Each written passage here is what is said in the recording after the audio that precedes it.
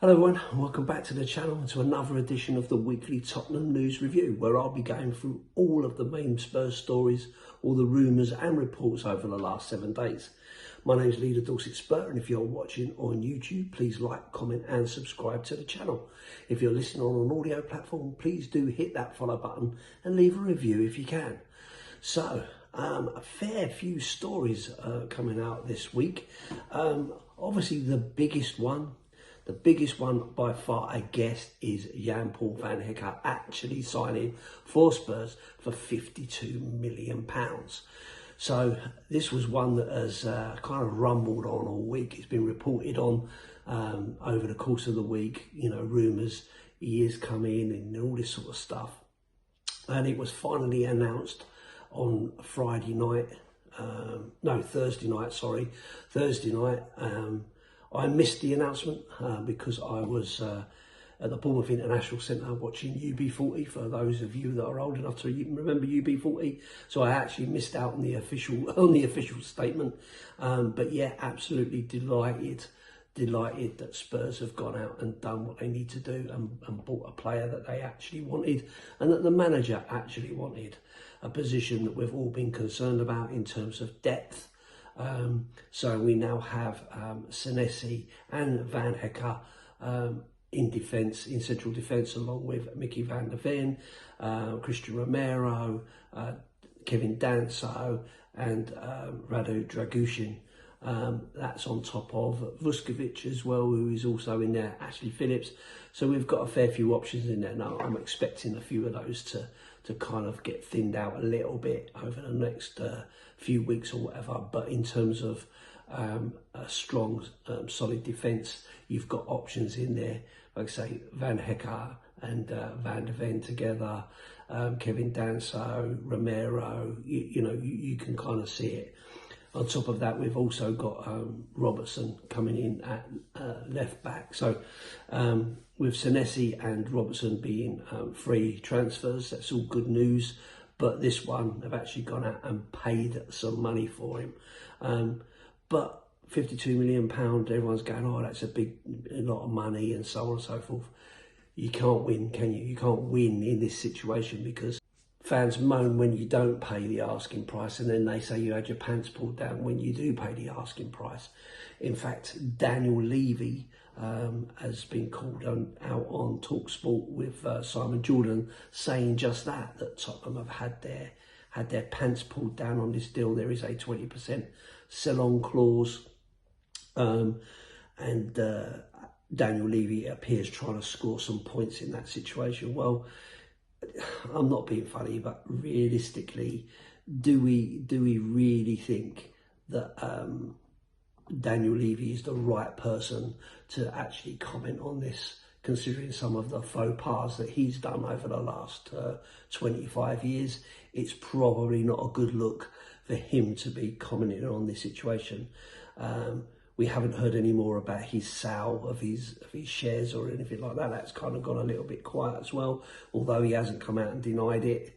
So there may well be some truth in that rumour, but we wait and see where that goes and when any kind of official announcement comes out about that. But yeah, Daniel Levy come out and being critical of this deal, I think is a bit ridiculous, really.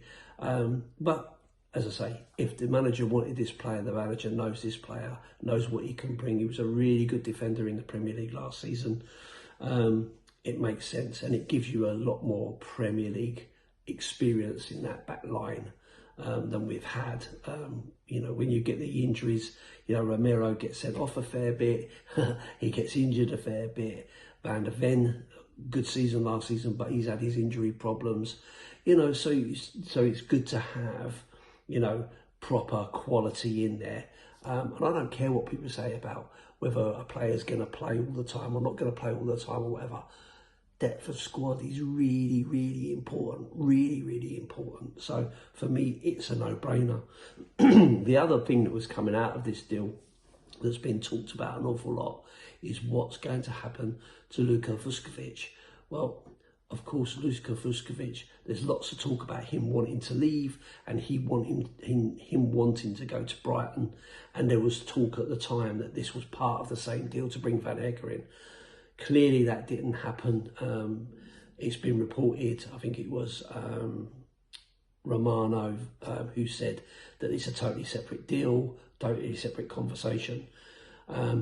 30 to 35 million pounds been offered, and I have seen a report today saying something like 45 million has now been offered. I still think this is crazy. We don't want to lose that player, not before he's had a chance to kick a ball for Tottenham.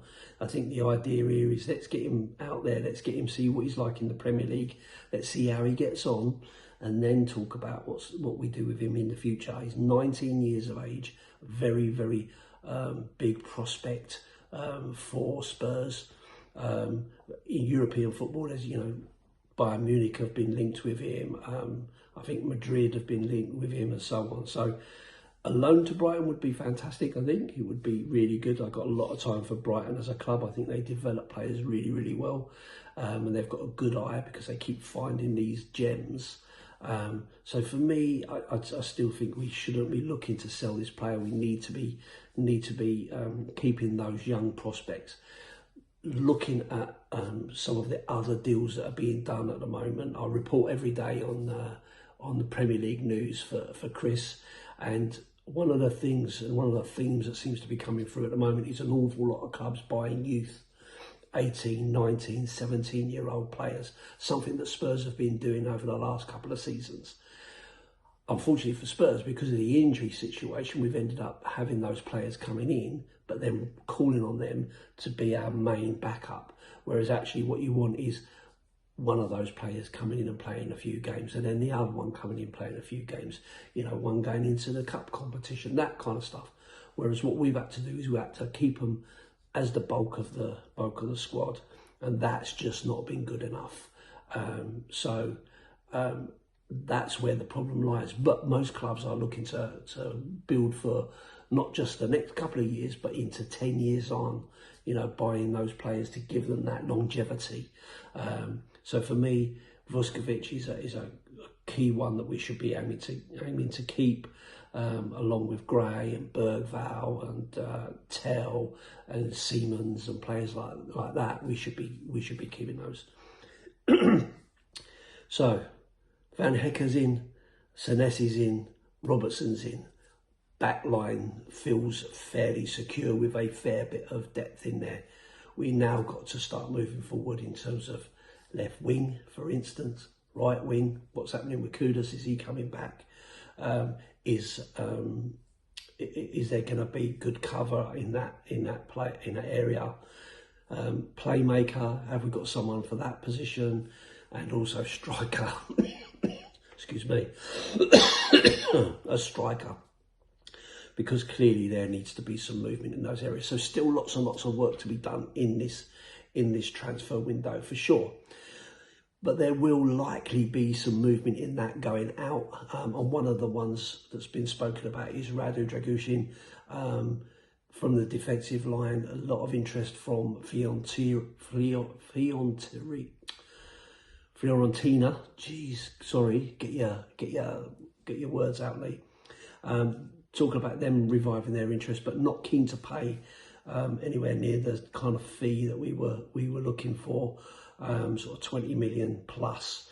But you know, I'm sure there will be plenty of interest for him, especially given his age and his quality. For us, he's been injured a fair bit, hasn't really had the opportunity, and with these other players coming in, I think that kind of spells the end for him.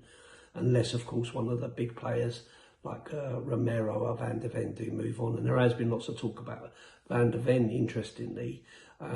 But I don't think that De Zerbi is going to want to let him go. He's called him the best left-back in the Premier, left-sided centre-back in the Premier League. So I don't think that's going to happen. Talking of defensive lines, Pedro Porro has also signed a new deal, which gives us stability at right back. Although I do feel that we need someone on top of that. We have got Jed Spence, who's been out doing left-back duties for quite a while. But we saw he came on, he started for England, or didn't start for England, but he came in for England on Wednesday and put in a good sort of 10-minute display. He wasn't given an awful lot of time, so a bit disappointing from that point of view. But I think we'll see a bit more of Jed Spence in the next few games. But say the 10 minutes he did, he came on very, very well. It looked really good at right back, something we haven't really seen at Tottenham. But I think he's likely to stay. Pedro Porro signs a new deal, so with those two at the back and Robertson and Udogie on the left, gives him that little bit more security in that back line. So does make sense. Talking of the World Cup, of course, Robertson led Scotland to their first win in the World Cup, winning 1-0. So good on him, getting out there and playing. He played the full 90 minutes and captained the side. What else has happened this week? Cliff Jones, 91-year-old Cliff Jones, got an MBE, a player with Tottenham and Swansea, who won pretty much everything there is to win, or was to win at that time, with Tottenham. Fantastic player, fantastic man, looks as fit as a fiddle at 91, unbelievably. So congratulations to Cliff Jones. I think it's a shame it's taken so long for him to be recognised, but recognised he was, and that's I'm really happy for him to receive that award. And in other good news, Conor Gallagher gone and got himself engaged as well. He's not out on England duty, so he was on his holidays and got himself engaged to his long-time girlfriend. So congratulations to Conor Gallagher as well. And of course, the other thing I did think to mention was, after signing for us, Marcos Senesi also got called up for Argentina. So he is now out in America to play for Argentina in this year's World Cup. So congratulations to him also. So a fair bit that's gone on this week, but of course the big story has always been about Van Hecke and the strengthening of the defensive duties. I think we definitely need more work to go into this window. So hopefully we'll get that very, very soon. But anyway, listen, thanks for watching and for listening. I hope you enjoyed it. If you're watching on YouTube, as I said before, please like, comment and subscribe to the channel. If you're listening on audio platform, please do hit that follow button and leave a review if you can. I'm Lee The Dorset Spur. If you'd like to pop over and say hi on my channel, I'd be more than happy to have you there. If you like the sort of stuff that I do, then please do pop over.